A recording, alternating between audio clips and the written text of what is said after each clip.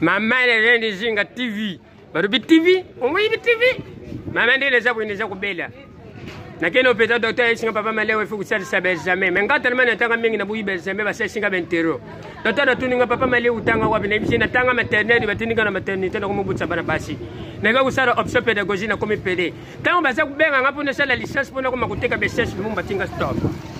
Enta bwino kidi bumu na bandi ku dégager. Mama wana 2 semaines inaza kudiete. Na kena toilette hôpital. Position coupée. Yo mo kuzo kutalanga mama yo mo kuzo belle. Mais na toilette yo mo kuyibindi ilonge kumaka. Mama na bandi ko forcer, na bandi ko forcer. Na yo ko bodi bumu na bandi ko bimisha bakoma baluba. Na forcer yo kaka.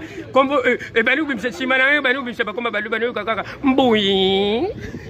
Kakum. Tumba mama le rendi TV. Zinga. Bimisha Zinga. Tout s'abonner. Abonner, ils abonnent spécialité. Ils abonnent au quantité. Mais vous s'abonner massivement, pour pas massivement, maman Kabatu, vous s'abonner. Mais vous savez passivement, vous s'abonner passivement, vous savez qui t'occose.